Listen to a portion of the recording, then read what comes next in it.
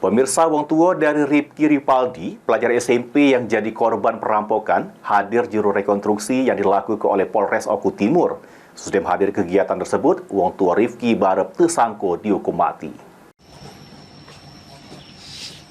Adegan kedua, lalu tersangka. Rekonstruksi pembunuhan terhadap Rifki Ripaldi, pelajar SMP yang ditemukan tewas di aliran anak sungai Komring dengan tangan dan kaki terikat direkonstruksi polisi. Juru rekonstruksi diawali dengan pertemuan korban dan tersangko di lapak dagangan duku milik tersangko di Pasar Gumawang, Kecamatan Belitang, Oku Timur.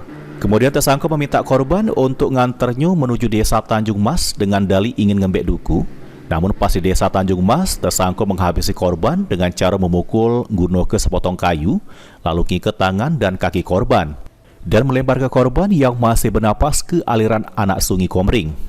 Rekonstruksi pembunuhan ini dilakukan pihak kepolisian guna mencocok ke keterangan saksi dan tersangko sama untuk memperjelas situasi kejadian pas pelaku bertemu sampai membunuh korban.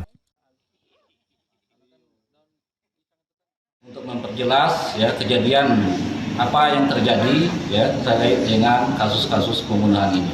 Kemudian untuk kita melihat lagi keterangan dari tersangka, mencocokkan keterangan tersangka dengan saksi-saksi, dan kita mencari petunjuk dari rekonstruksi ini. Pasal yang diterapkan kepada tersangka dan ancaman hukuman kemarin?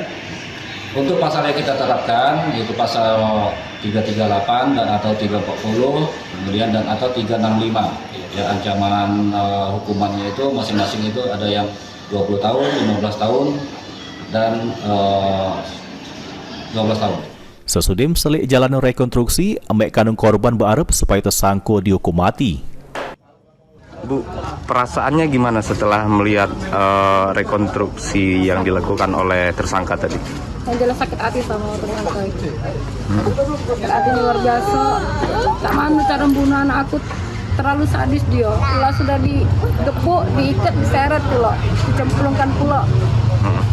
Kalau bisa uang itu tuh dihukum seberat-beratnya, jangan sampai bebas lagi dari penjara dari sini, jangan sampai bebas lagi, bunuh apa dihukum mati sekalian.